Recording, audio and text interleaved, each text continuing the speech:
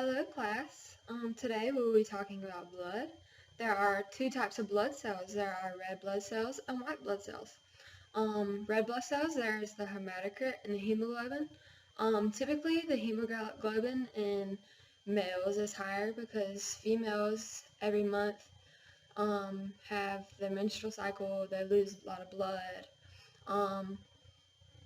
White blood cells, there are different types of white blood cells. There's the lymphocytes, monocytes, eosinophils, basophils, neutrophils. A white blood cell typically is a blood cell that fights off bacteria, fights off infections. If you go to the doctor and your white blood cell is high, it typically means that you have some kind of infection or bacteria in your system. So if you ever go to the doctor and you have strep throat, your white blood count is going to be high. And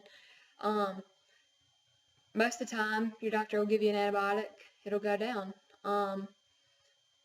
If you go to the doctor and your red blood count is low, a lot of times that means you have things like anemia, or you might have something like sickle cell anemia, which means your red blood count is abnormal. The size and the shape of it is abnormal.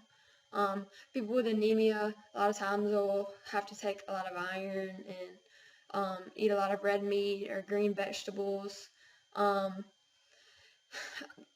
You go to the doctor and a lot of times they'll tell you to get a CBC, which is a complete blood count, and that means that they want you to get your white blood count, your red blood count, and sometimes they'll have you get a differential blood count, which means they, along with your white blood count, they want you to get your basophils, your eosinophils, your lymphocytes, and your monocytes checked.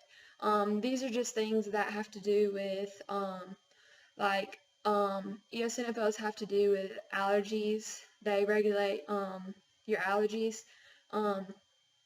Basophils mediate inflammation and allergy responses. They help with allergies also, but eosinophils are the main things that help with allergies. Monocytes eat dead tissue cells and help eat up the dead tissues and stuff in the blood. Lymphocytes are blood cells that fight off viruses and tumor cells. They help fight off cancer cells in your blood, and that is basically what blood cells are. The main thing you need to take away from today's lesson is that white blood cells are what fight off infection and bacteria in your blood, and red blood cells are what help carry your oxygen and help you function in daily life, and they it's what helps you during physical activity and helps you maintain during daily life. Thank you.